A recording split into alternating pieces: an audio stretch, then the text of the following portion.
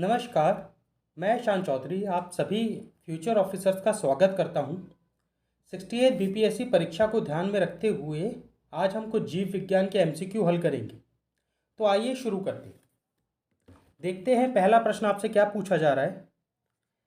पहला प्रश्न आपसे कह रहा है कि consider the following statement for bacteria. Bacteria के लिए निम्नलिखित कथनों पर विचार करें। पहला इसमें ऑप्शन है मोनेरा राज के अंतर्गत आता है या it belongs to Monera kingdom.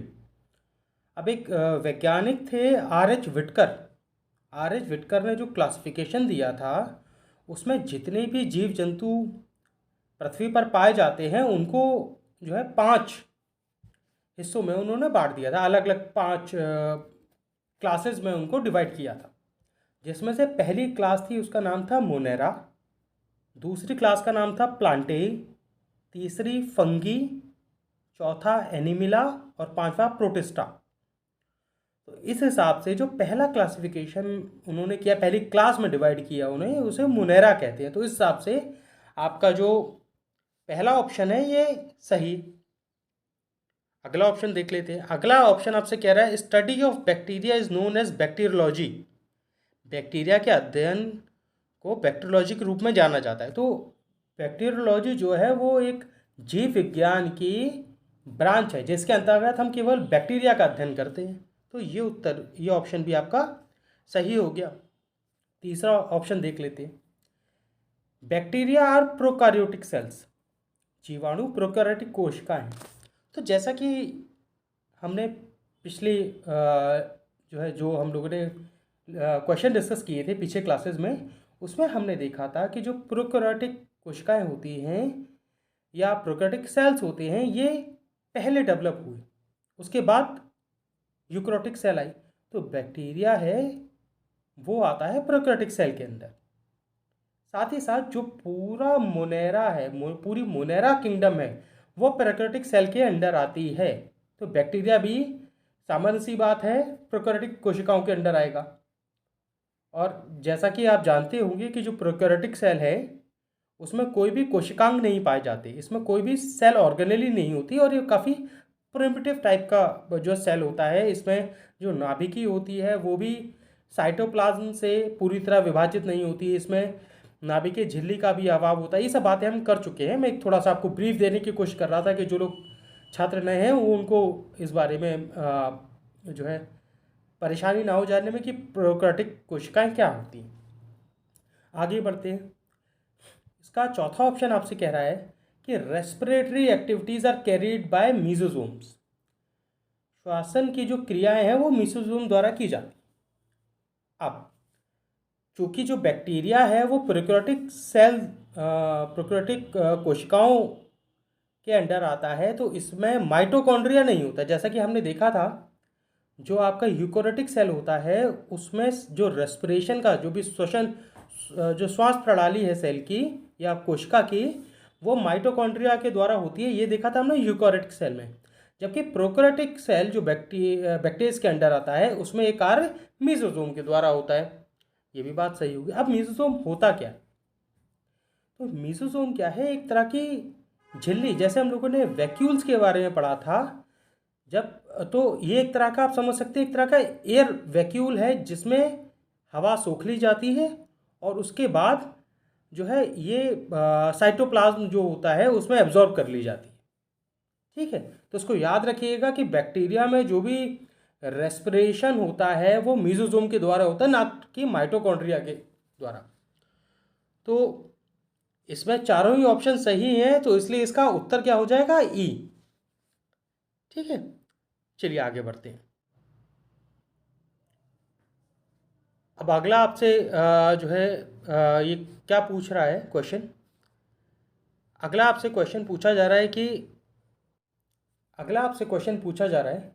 Who is known as father of bacteriology. जीवाणु विज्ञान के पिता के रूप में हम किसे जानते हैं? तो इसमें पहला ऑप्शन दिया हुआ है लुईस पाश्चर। तो जैसा आप लोगों ने सुना भी होगा, जो लुईस पाश्चर नामक वैज्ञानिक थे उन्होंने बैक्टीरियोलॉजी के बारे में नहीं, जबकि इन्होंने 2 अलग सिद्धांत दिए थे। एक इन्होंने जो है वैक्सीनेशन के प्रोसेस के बारे में समझाया था, ठीक है, और जिसको इन्होंने नाम दिया था इनॉक्यूलेशन ऑफ रेबीज़। तो इसको याद रखेंगे कि जो लुईस पाश्चर है इन्होंने दो सिद्धांत दिए थे।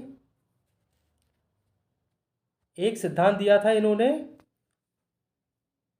वैक्सीनेशन का सिद्धांत, वैक्सीन जो टीकाकरण है, वैक्सीन, और दूसरा इन्होंने दिया था पाश्चराइजेशन ऑफ मिल्क।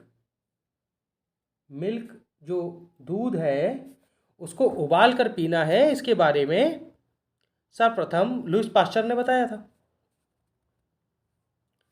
तो लुईस पाश्चर के दो सिद्धांत हो गए, एक तो टीकाकरण process of vaccination, pasteurisation of milk, कि दूध को उबाला जाएगा तो दूध काफ़ी समय तक खराब नहीं होगा, जैसा कि आजकल हम घरों में करते हैं, ठीक है।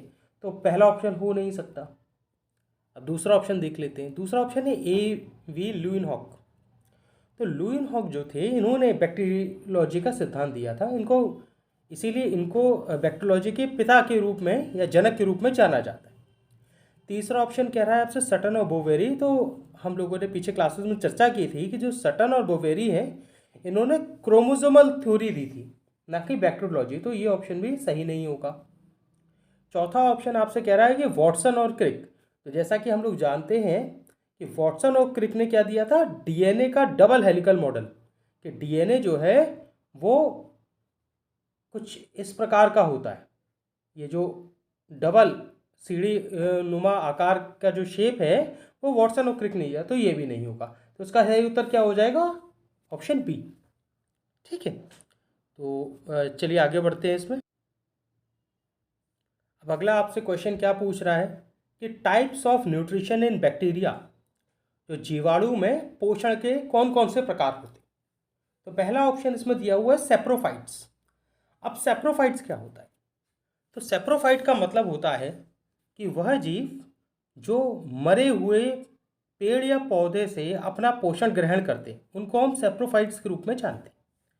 अब जो बैक्टीरिया होता है, अगर कोई मान लीजिए जीव मर गया या कोई पेड़ मर गया, तो उस मरे हुए पेड़ या मरे हुए जीव जब वो सड़ने लगता है तो सड़ने की जो प्रक्रिया है वो बैक्टीरिया द्वारा की जाती है। हमेशा बैक्टीरिया ही केवल सेप्रोफाइट्स या सेप्रोफाइटिक नहीं है, तो और भी इसमें होते हैं, बट अमूमन सेप्रोफाइट्स की जो प्रक्रिया है वो उसमें बैक्टीरिया भी होता है, ठीक है। तो इस प्रकार में एक बैक्टीरिया है जिसका नाम है एजिटोबैक्टर।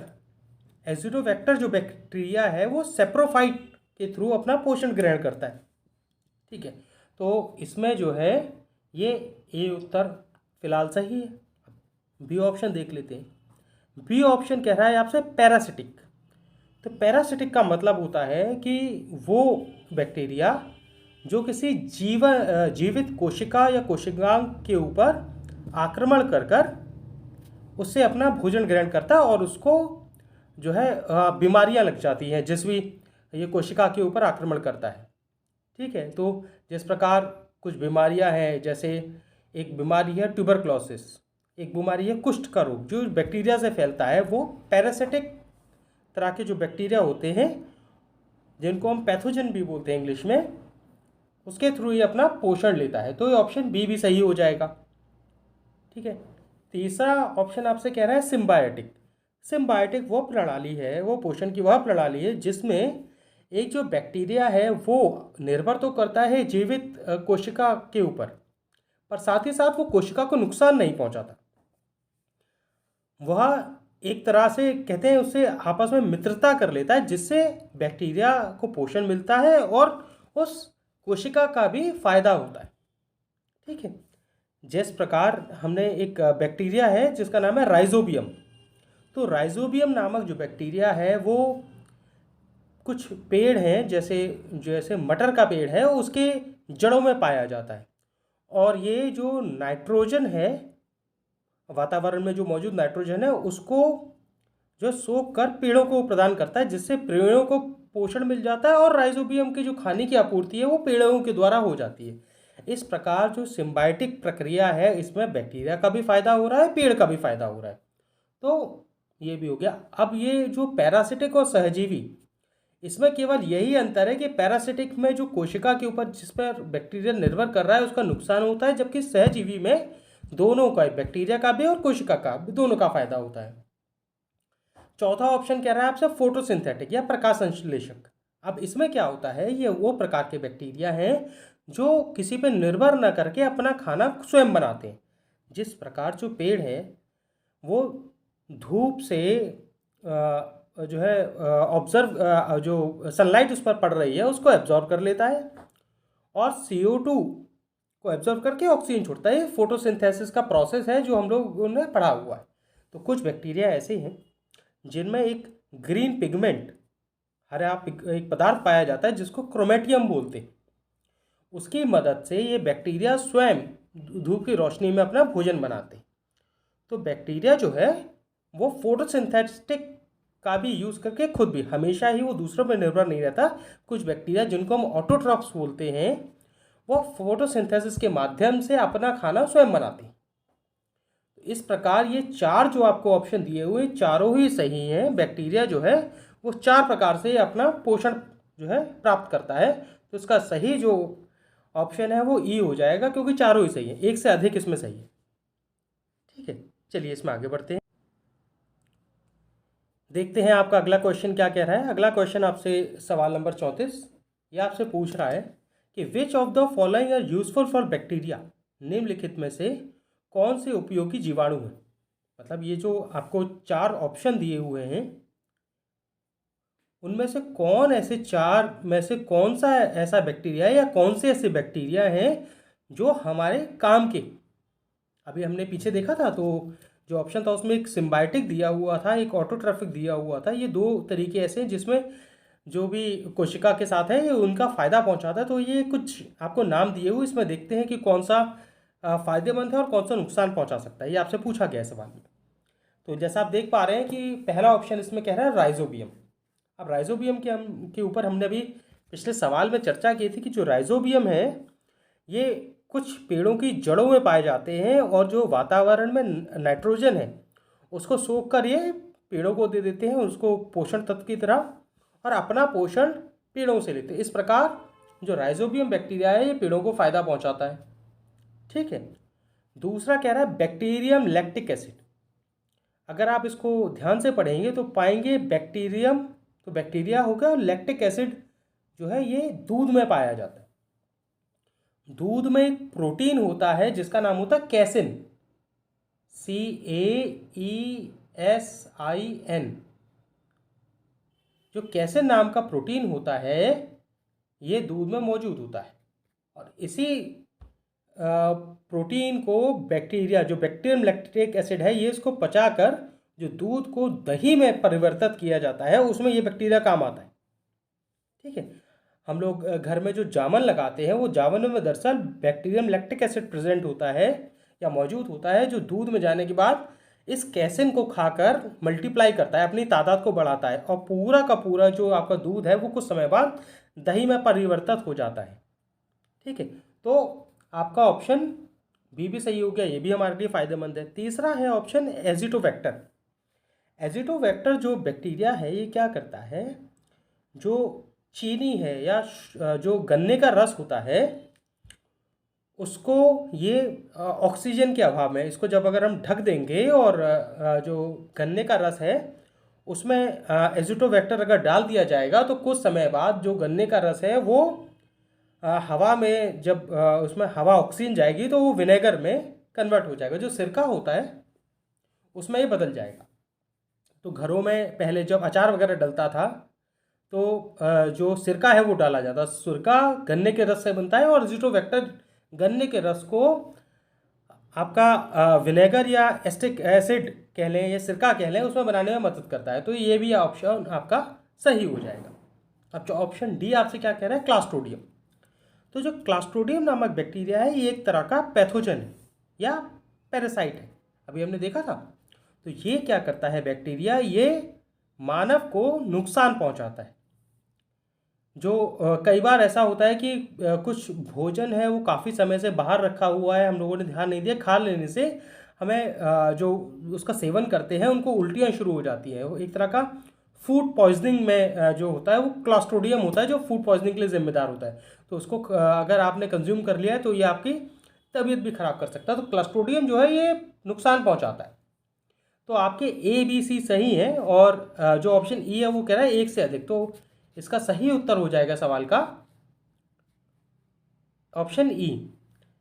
आपको ये जो सवाल दिया गया है इसमें सारे ही ऑप्शन को जान लेना ज़रूरी है, क्योंकि हो सकता है आपको परीक्षा में जो वन लाइनर क्वेश्चन आते हैं उनमें से किसी भी एक ऑप्शन को उठा के आपसे डायरेक्ट सवाल पूछ ले, तो जाहिर सी बात है आपको उधर उत्तर देना पड़ेगा। ज़रूरी नहीं है कि जो सवाल आपको हम लोग यहाँ आपस में चर्चा कर रहे हैं वैसा ही सवाल आपको वहाँ एग्जाम में देखने को मिले। तो इसमें सारे जो ऑप्शन है उस पर ध्यान देते रहिएगा।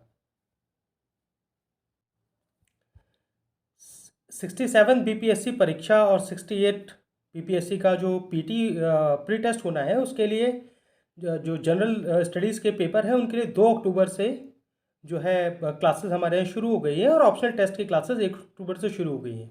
जो मेंस के सब्जेक्ट ऑप्शनल के हैं वो history, geography, PSIR, philosophy, LSW, home science और सोशोलॉजी की क्लासेस शुरू हो गई हैं। आप इस नंबर पर कॉल करके और अधिक जानकारी प्राप्त कर सकते हैं। चलिए देखते हैं आपका जो 35वां नंबर का सवाल है वो आपसे क्या पूछ रहा है।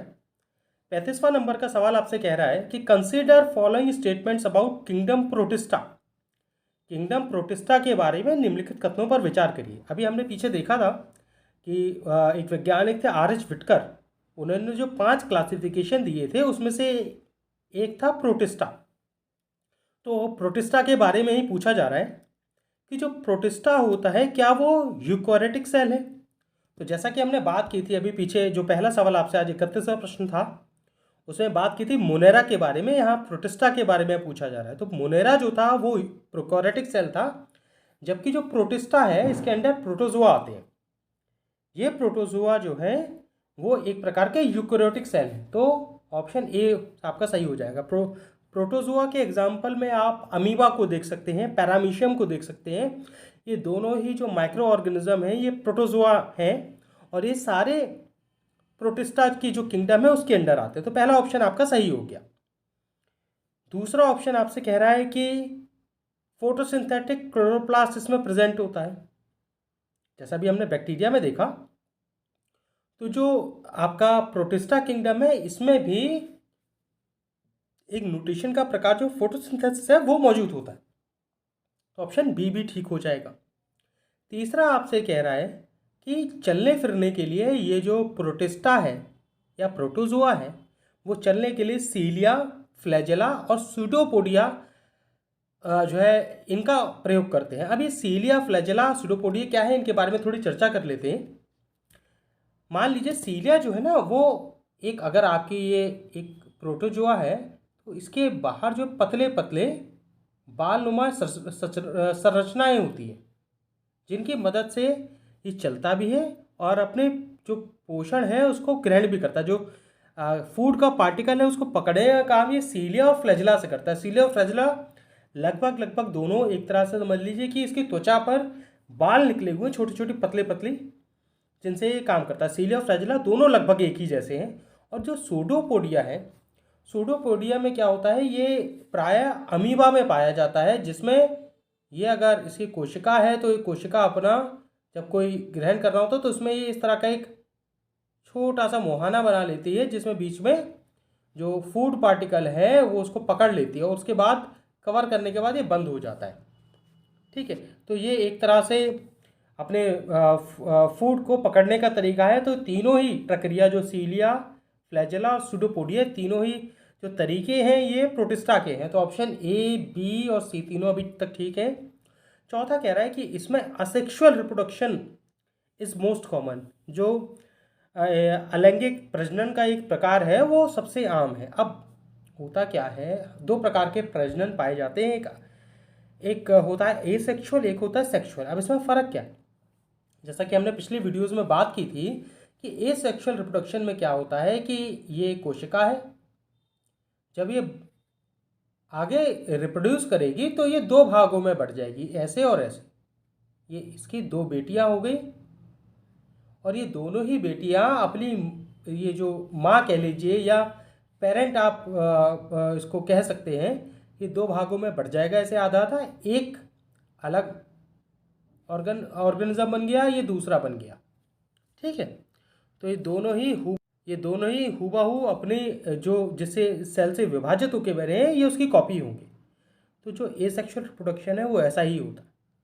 इसमें हमने पीछे भी चर्चा की थी पिछली क्लासों में कि जो क्रोमोसोम हैं वो जितने माँ के अंदर होंगे उतने ही बच्चों के अंदर दो जो बहनें बनी हैं या जो डॉटर सेल्स हैं वो दोनों में बराबर बराबर होंगे, और ये बिल्कुल अपनी माँ की हूबहू नकल होंगी। ठीक है, इसमें कोई फ़र्क नहीं आएगा। तो इस हिसाब से आपका ऑप्शन ए, बी, सी और डी चारों ही सही है। इसका सही उत्तर हो जाएगा ई, एक से ज़्यादा इसमें उत्तर सही। ठीक है, चलिए आगे बढ़ते हैं। इसमें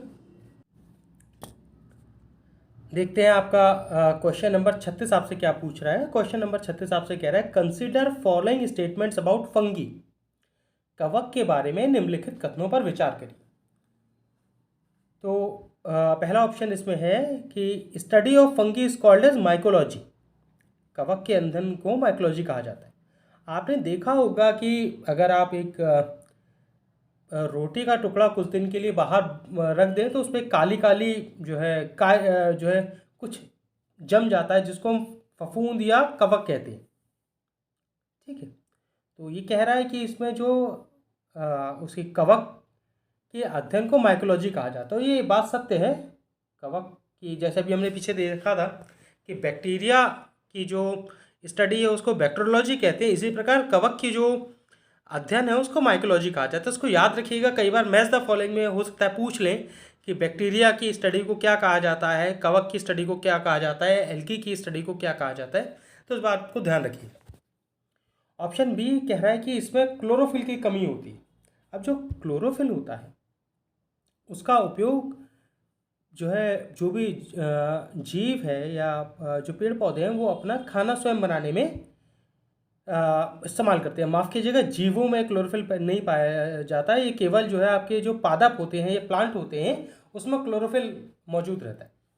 तो ये कह रहा है कि फंगी में क्लोरोफिल नहीं होता, और ये बस बात सत्य है। जो फंगी होता है वो अपना खाना, या जो कवक है वो अपना खाना स्वयं नहीं बनाता है, दूसरों पर निर्भर करता है। ठीक है, जिस प्रकार बैक्टीरिया है या पेड़ पौधे हैं वो अपना खाना स्वयं बनाते हैं, कवक अपना खाना स्वयं नहीं बनाता। तीसरा ऑप्शन कह रहा है कि दे आर अमंग थैलोफाइट्स, ये थैलोफाइट्स में से। अब ये थैलोफाइट्स क्या होता है? थैलोफाइट उस तरह के प्लांट्स या उस तरह के पेड़ होते हैं जिसमें ना तो तना पाया जाता है ना जड़ें होती,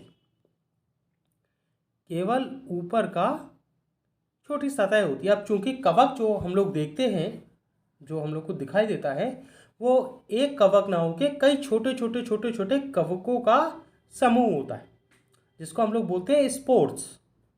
वो एक पूरी जो है समूह कह लीजिए, कॉलोनी कह लीजिए, एक समूह कह लीजिए या एक कॉलोनी कह लीजिए, जो हमें अपनी आंखों से दिखाई देते हैं। हालांकि अगर आपको एक कवक को देखना हो तो उसके लिए आपको माइक्रोस्कोप की ज़रूरत पड़ेगी। तो जो थैलोफाइट्स हैं उसमें याद रखिएगा कि इनको इंग्लिश में नॉन वैस्कुलर कहा जाता है। वो पेड़ पौधे जिनमें ना तो जड़ें होती हैं ना तो तना होता है, इसमें रूट भी नहीं होती, इसमें स्टेम नहीं होता, तो फंगी थैलोफाइट्स के अंडर आता है। इसमें लिखा जो फंगी है वो सेक्सुअल और एसेक्सुअल दोनों तरह से प्रजनन करता है। तो ये बात भी सही है।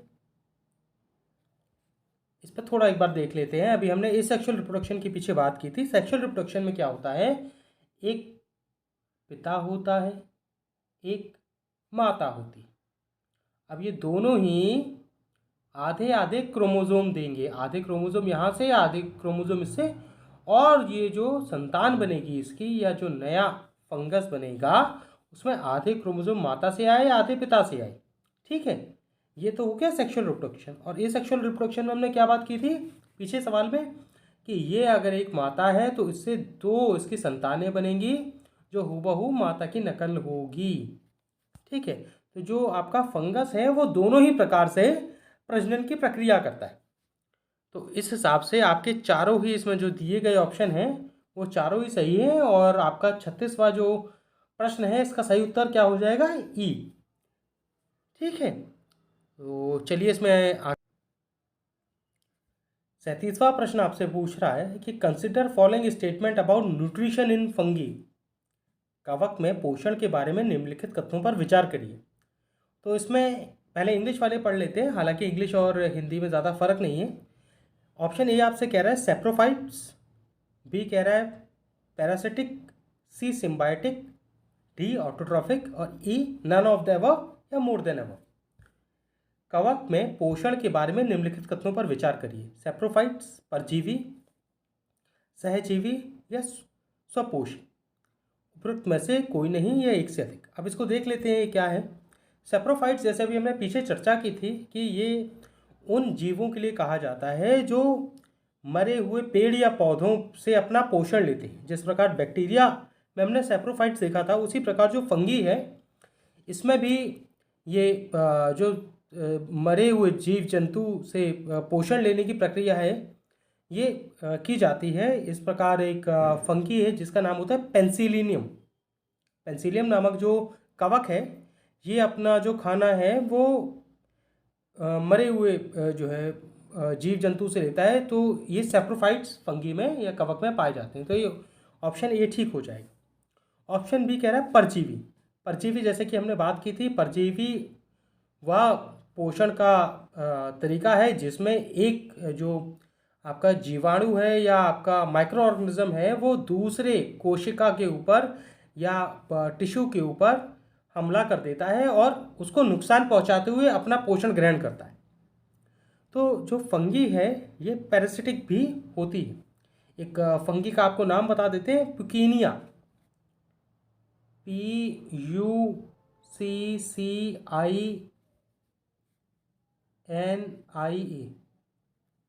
जो पुकीनिया नामक फंगी है वो आपकी परजीवी जो न्यूट्रिशन का प्रकार है या पोषण का प्रकार है उसके अंडर आती है। सी ऑप्शन आपसे कह रहा है सहजीवी। तो कवक सहजीवी रूप से भी अपना भोजन प्राप्त करता है। एक आपने नाम सुना होगा लिचिन या लाइकेन बोलते हैं इसे। ये जो होता है ये सिम्बायोटिक रूप होता है। इसमें क्या करता है कि कवक और जो एल्गी है, फंगी और एल्गी मिलके आपस में एक दूसरे की मदद करते हैं और अपना पोषण ग्रहण करते हैं। ठीक है। चौथा इसमें ऑप्शन दिया हुआ है स्वपोषी, ऑटोट्रॉफिक। तो जैसा अभी हमने देखा था पीछे वाले प्रश्न में कि जो कवक है इसमें क्लोरोफिल नहीं पाया जाता और जिस भी जीव में क्लोरोफिल का अभाव होता है वह जीव अपना खाना स्वयं नहीं बना सकते। तो सीधी सी बात है, जब वो अपना खाना खुद नहीं बनाएंगे तो या तो वो सेप्रोफाइट होंगे या तो पैरासाइट होंगे या तो सिम्बायोटिक होंगे, पर वो स्वपोषी नहीं होंगे, वो ऑटोट्रॉफ नहीं होंगे। तो आपका ए, बी और सी सही है। इस वजह से आपका एक से अधिक ऑप्शन सही है। इस सवाल का सही उत्तर हो जाएगा आपका ऑप्शन ई। ठीक है, एक बार इसको देख लीजिएगा। अब आगे बढ़ते हैं इसी में। चलिए देखते हैं आपका जो प्रश्न नंबर 38 है ये आपसे क्या पूछ रहा है। Consider the following statements on usefulness of fungi. कवक की उपयोगिता पर निम्नलिखित कथनों पर विचार करें। तो आपका जो ऑप्शन ए है ये कह रहा है कि use to prepare penicillin. Penicillin तैयार करने के लिए कवक का प्रयोग होता है। तो अभी हमने पीछे ये बात डिस्कस की थी कि एक वैज्ञानिक थे लुईस पास्चर।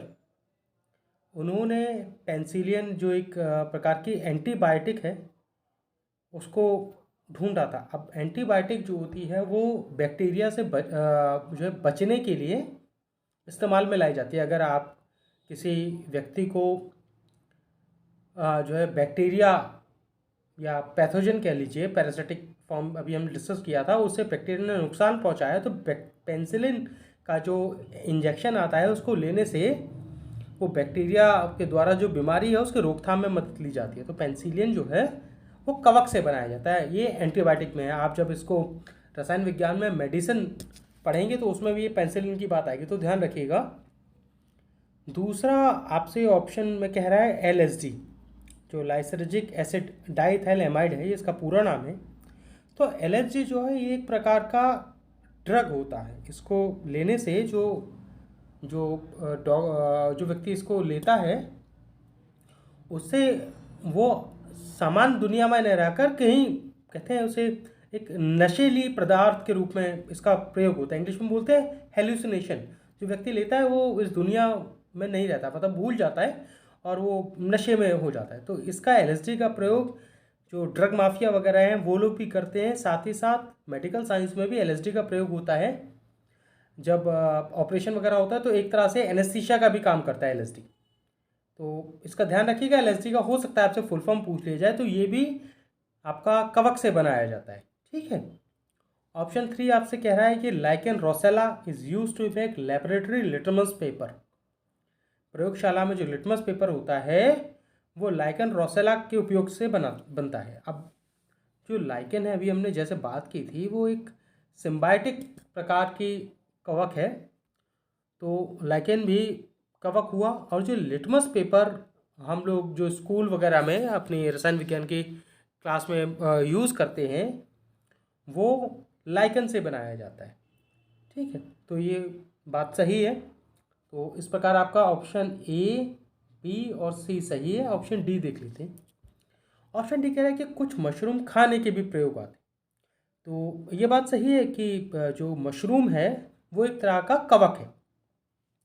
एक आप लोगों ने देखा होगा कि सब्ज़ी मंडी में मशरूम वगैरह जो बटन मशरूम होते हैं एक तरह से, वो मार्केट में अवेलेबल है। ठीक है, मिल जाते हैं। एक और मशरूम होता है जिसका नाम है गुंची मशरूम। पिछले साल ये पूछा भी गया था यूपीएससी के पेपर में कि जो गुंची मशरूम है ये कहाँ का जीआई प्रोडक्ट है। तो गुंची मशरूम जो है वो ये आपका जम्मू कश्मीर का जीआई प्रोडक्ट है। ये एक प्रकार का कवक है। ठीक है, तो ऑप्शन डी भी सही हो गया। तो इस प्रकार से क्योंकि चारों ऑप्शन आपके सही हैं तो इसका सही उत्तर हो जाएगा ऑप्शन ई। ठीक है, चलिए आगे बढ़ते हैं। अगला क्वेश्चन आपसे क्या पूछ रहा है देखते हैं। बीपीएससी 68 कोर्स को ध्यान में रखते हुए जो प्री टेस्ट है उसके लिए 2 अक्टूबर से हमारे यहाँ क्लासेस शुरू हो गई हैं। और आप और जानकारी के लिए जो नंबर इसमें दिया हुआ है इस पर आप जो है और जानकारी प्राप्त कर सकते हैं।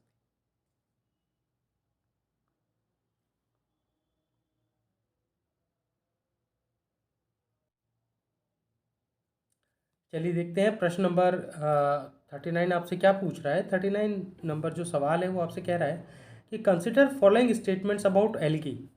अभी हमने बैक्टीरिया के बारे में चर्चा कर ली, हमने थोड़ा प्रोटोजोआ के बारे में देख लिया है, कवक के बारे में देख लिया है, अब हम शैवाल के बारे में पढ़ें।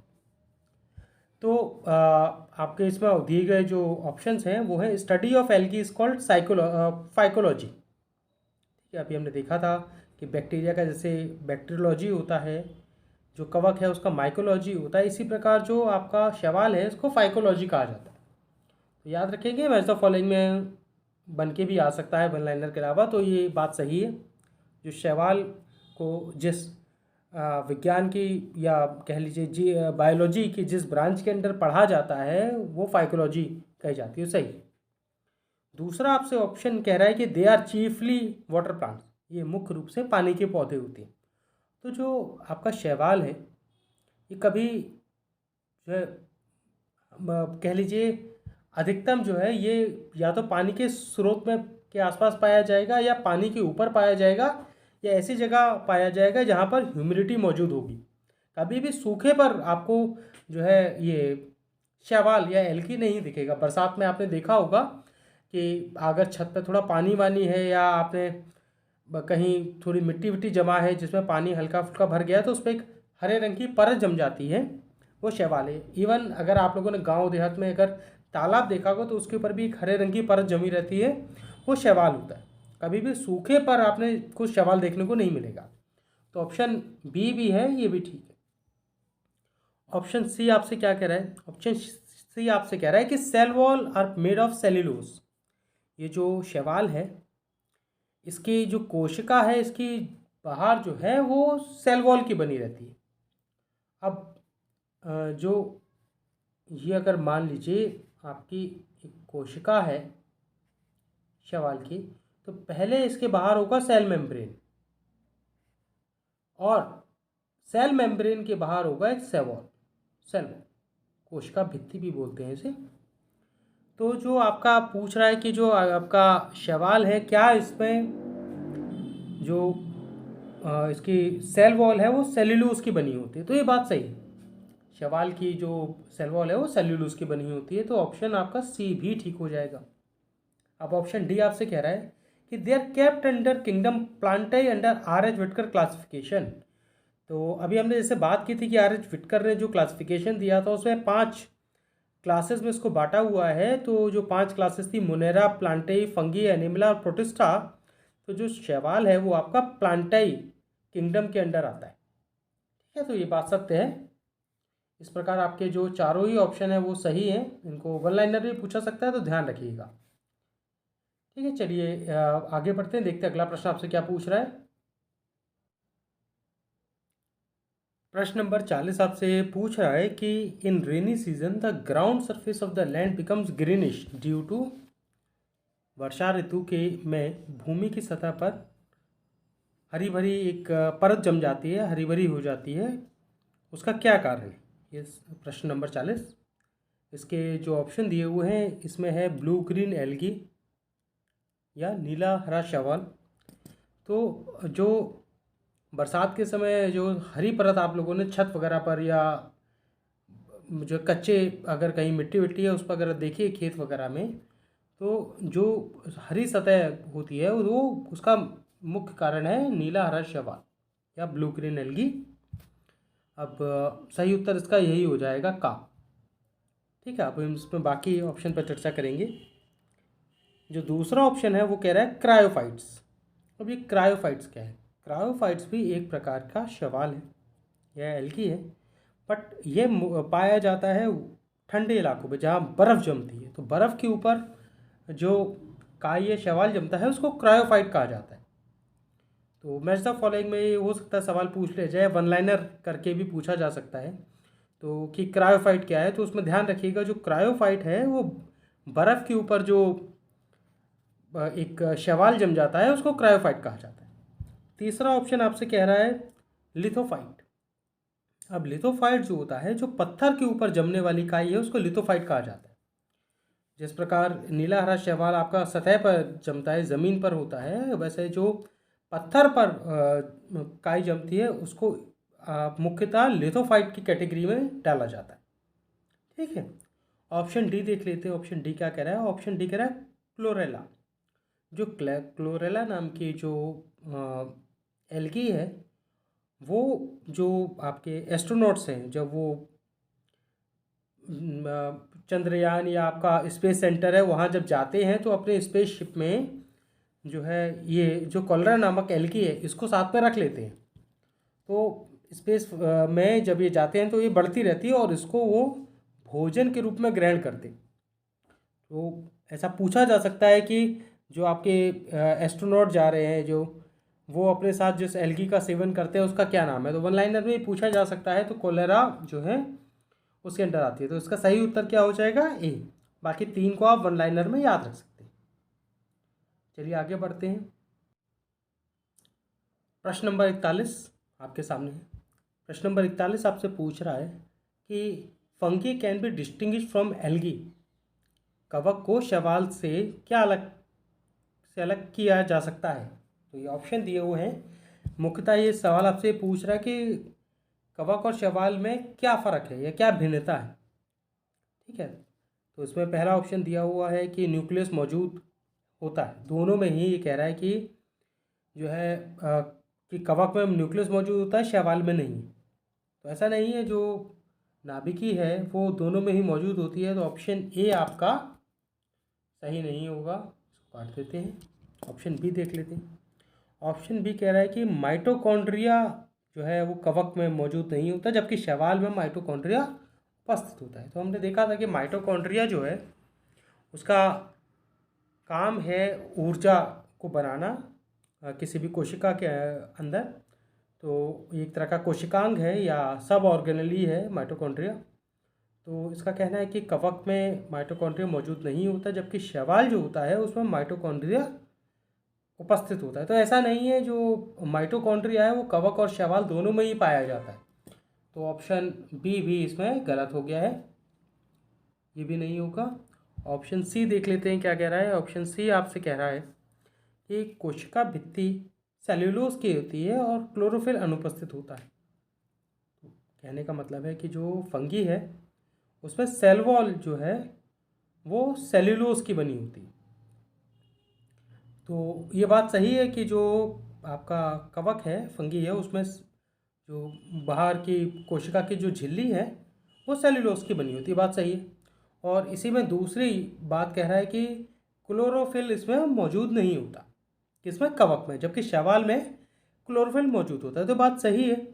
अभी हमने देखा था कि जो कवक है वो अपना खाना स्वयं नहीं बनाते, वो दूसरों पर निर्भर करते, जबकि जो शैवाल है वो अपना खाना खुद बनाती है और उसमें क्लोरोफिल पाया जाता है। तो ये ऑप्शन आपका सी सही हो जाएगा।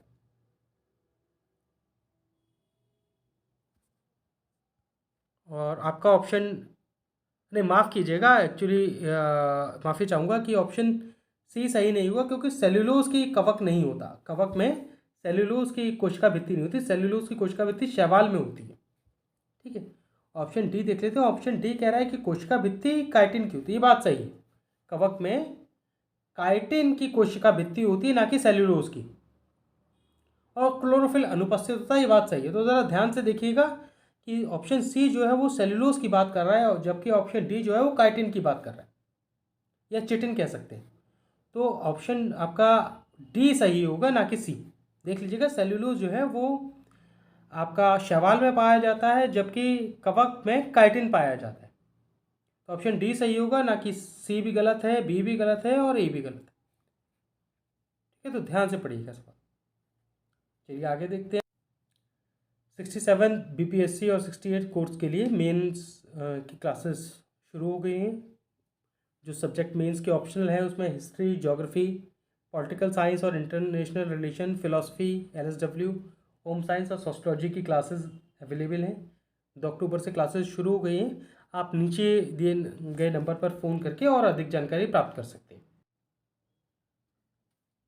चलिए प्रश्न नंबर 42 आपके सामने। प्रश्न नंबर 42 आपसे कह रहा है कि राइजोपस और एस्परगेलस, ये 2 प्रकार की जो है फंगी है या कवक है, तो इससे पूछ रहा है ये किस फंगी के सब टाइप में आती है। थोड़ा प्रश्न स्टैंडर्ड का है तो उसको देख लेते हैं। अभी हमने पढ़ा था कि सिम्बायोटिक क्या होता है, पैरासाइटिक क्या होता है, सेप्रोफाइटिक क्या होता है, ये हम देख चुके हैं। तो इसमें देख लेते हैं कि ये 2 प्रकार की जो फंगी दी हुई है ये किस कैटेगरी के अंडर आती है। तो जो आपका राइजोपस होता है ये पाया जाता है, जो ब्रेड होती है उसको अगर आप बाहर रखने पर जो काली काले उसमें धब्बे पड़ जाते हैं या काली एक परत जम जाती है, वो राइजोपस होती है। ठीक है, और जो एस्पेगिलस है ये एक प्रकार का जो है ये भी एक प्रकार का कवक ही है, जो कि आपको फूड पॉइजनिंग दे सकता है। ठीक है, तो दोनों ही जो है प्रकार के कवक हैं और ये आपको नुकसान पहुंचा सकते हैं। तो चूंकि ये नुकसान पहुंचा सकते हैं तो ये सिम्बायोटिक नहीं हो सकता। सिम्बायोटिक के बारे में हमने पढ़ा था कि जो सिम्बायोटिक है वो आपका जिस कोशिका के साथ है उसको भी फायदा पहुंचाता है, खुद भी अपना पोषण ग्रहण करता है। तो इसमें देखेंगे कि सहजीवी कवक तो हो नहीं सकता। दूसरा कह रहा है कि ये एक तरह का पैरासाइटिक है। तो पैरासाइटिक ये उत्तर सही है इसका, क्योंकि ये नुकसान पहुंचा रहा है। राइजोपस एस्परगिलस दोनों को ही खाने से फूड पॉइजनिंग की समस्या उत्पन्न हो सकती है। तो ऑप्शन 20 का सही हो जाएगा। तीसरा देख लेते हैं, सेप्रोफाइटिक क्यों नहीं होगा। सेप्रोफाइटिक क्या होता है कि मरे हुए जो जीव है, जंतु है, उनसे जो आपका कवक पोषण ग्रहण करता है उसको हम सेप्रोफाइटिक कहते हैं। तो ऐसा तो है नहीं, तो ऑप्शन सी भी नहीं होगा। अब डी क्या कह रहा है, डी कह रहा है प्रीडेशियस फंगी, प्रीडेशियस जो कवक है ये कह रहा है कि क्या ये है। तो प्रीडेशियस कवक क्या होता है, ये उस प्रकार का कवक होता है जो अपना खाना खाने के लिए जो है जो जीवित जो कोशिका है या जीवित जंतु है ये उसको मार के खाता है। तो एक तरह का एक कार्निवोरस फंगी। ठीक है, ये पहले उसको पकड़ लेता है, उसके बाद उसको खा जाता है, किसी भी माइक्रो ऑर्गेनिज्म को, बड़े सूक्ष्म जो जीव होते हैं उनको। तो ये भी नहीं। ऑप्शन ई होगा नहीं, क्योंकि आपके ऑलरेडी जो है 2 ऑप्शन गलत हो चुके, तो इसका जो सही उत्तर है वो ऑप्शन बी हो जाएगा। चलिए देख लेते हैं प्रश्न नंबर 43 आपसे क्या कह रहा है। प्रश्न नंबर 43 आपसे कह रहा है कि जो लाइकेन होता है ये सिम्बायोटिक रिलेशन होता है फंगी का और किसका, तो ये ऑप्शन दिए हुए हैं आपको।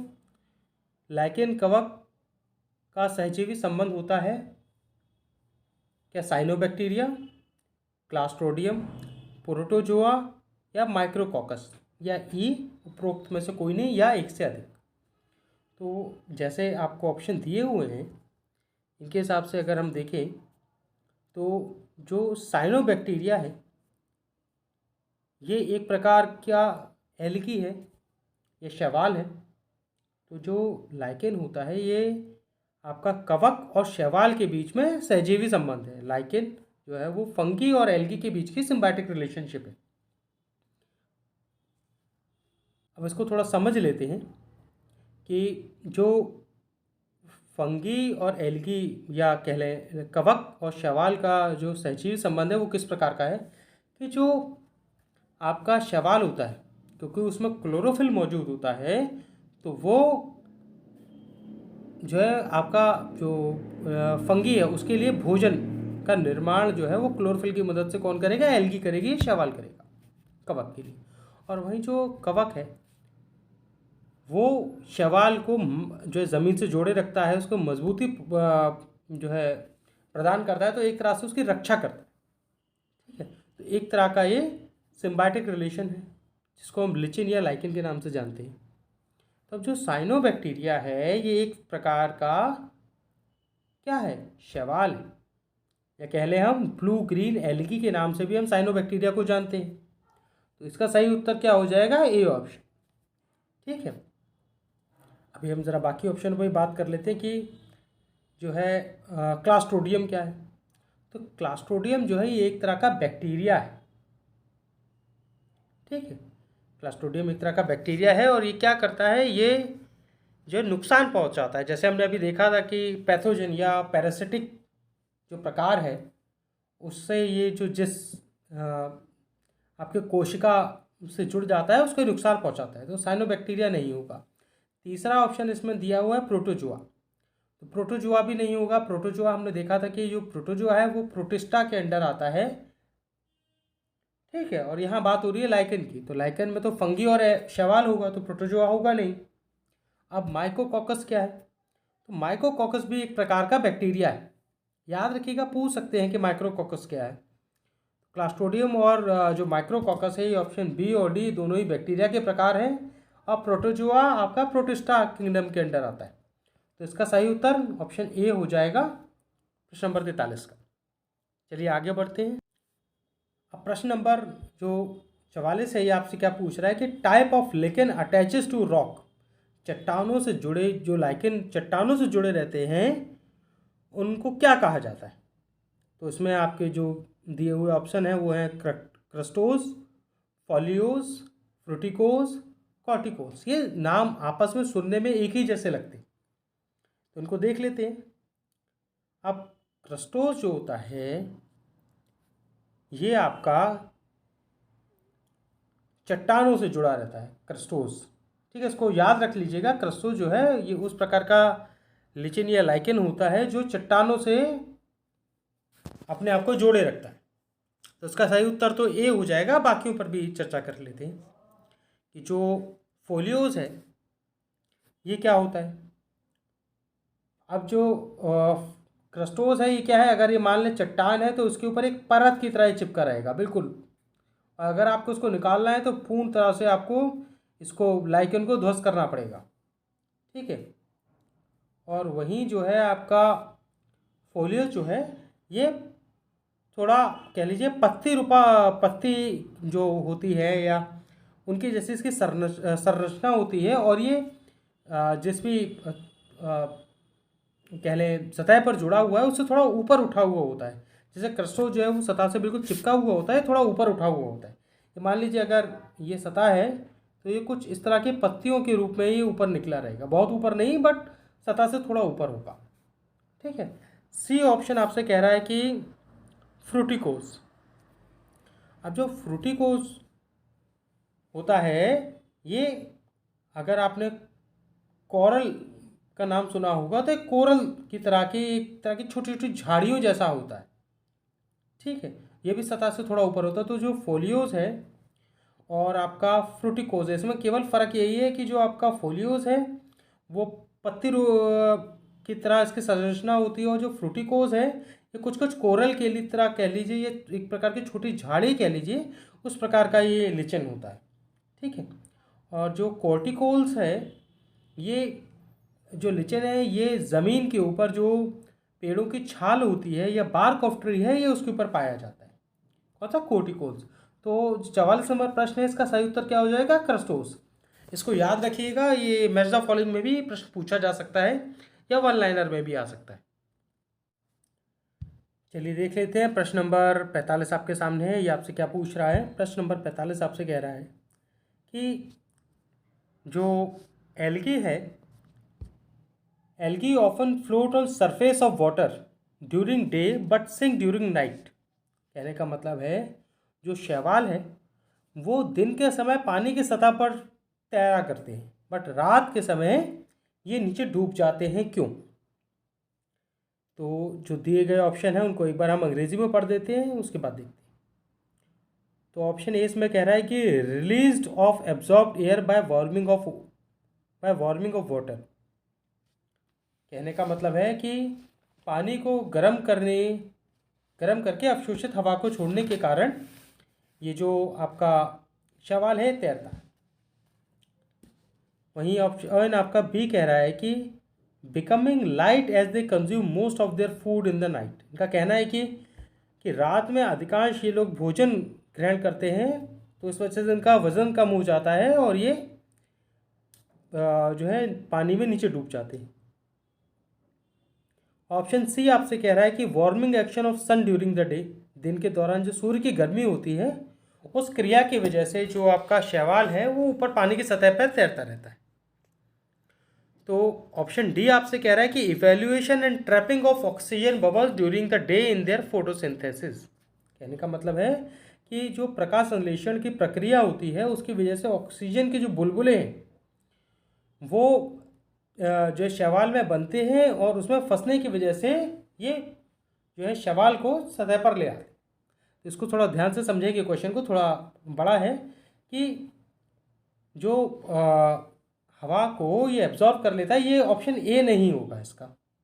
ठीक है, आप इसको ध्यान से पढ़ेंगे तो देखेंगे कि release of absorbed air by warming of air, warming of water या पानी के गर्म होने से। पानी के गर्म होने से जो शैवाल के तैरने का कोई लेना देना नहीं। ठीक है, दूसरा ऑप्शन कह रहा है कि रात में अधिकांश भोजन का उपभोग करने से हल्का हो जाना। तो अब ये कह रहा है कि सवाल आपका कह रहा है कि दिन में तैरते हैं, पर अगर कोई चीज़ जब, और ऑप्शन बी आपका कह रहा है कि रात को हल्का हो रहा है, पर ये रात को हल्का ना होकर रात को तो डूब रहा है, तो ऑप्शन बी अपने आप गलत हो गया, ऑप्शन बी भी नहीं होगा। सी कह रहा है कि दिन के दौरान सूर्य की गर्मी की क्रिया। जैसे हमने देखा था कि गर्म होने से शैवाल के तैरने का कोई कारण नहीं है। ठीक है, तो यह ऑप्शन भी आपका सी सही नहीं होगा। ऑप्शन डी आपसे कह रहा है कि जो प्रकाश संश्लेषण की प्रक्रिया जो है वो दिन में होती है, जिससे ऑक्सीजन के बुलबुले विकास उनका होता है और वो फंस जाते हैं उसमें। तो जैसा हमने देखा था कि जो शैवाल है उसमें क्लोरोफिल मौजूद होता है, जिस प्रकार से जो शैवाल है वो हरी होती है, जैसे हम ब्लू ग्रीन एल्गी भी पढ़ा था। तो ये जो शैवाल होता है जब ये फोटोसिंथेसिस करता है दिन के समय, तो ये क्या करता है कि जो कार्बन डाइऑक्साइड है उसको वातावरण से सोख लेता है और ऑक्सीजन को छोड़ता है। तो ऑक्सीजन को छोड़ने की प्रक्रिया जो होती है उसमें जो ऑक्सीजन के बुलबुले हैं वो शैवाल में फंस जाते हैं, और उसकी वजह से ये शैवाल को पानी के सतह पर ले आता है। उसका सही जो उत्तर है वो यही होगा। इसको थोड़ा ध्यान रखिएगा, थोड़ा सा जो सवाल है वो लंबा है बट कठिन नहीं है। ठीक है, तो अपना पेशेंस बनाए रखिए और सवाल को ध्यान से पढ़िएगा, गलती की गुंजाइश खत्म हो जाएगी। तो जो 45 नंबर सवाल है इसका सही उत्तर क्या हो जाएगा? Option D. तो आज हमने जीव विज्ञान के 15 अच्छे सवालों का डिस्कशन किया है, और इसी श्रृंखला में कल हम और सवालों को डिस्कस करेंगे। आज के लिए फ़िलहाल इतना ही। 67 और 68 बीपीएससी परीक्षा के लिए मेंस क्लासेस 3 अक्टूबर से हमारे शुरू हो गई हैं। वहीं जो 68 बीपीएससी की जो प्रिलिमिनरी टेस्ट है, इसकी परीक्षा जनवरी में आयोजित होनी है, उसके लिए 2 अक्टूबर से बैच हमारे यहाँ शुरू हो गया है। तो आप अधिक जानकारी के जो पीछे नंबर दिया गया है उस पर जानकारी प्राप्त कर सकते हैं। धन्यवाद।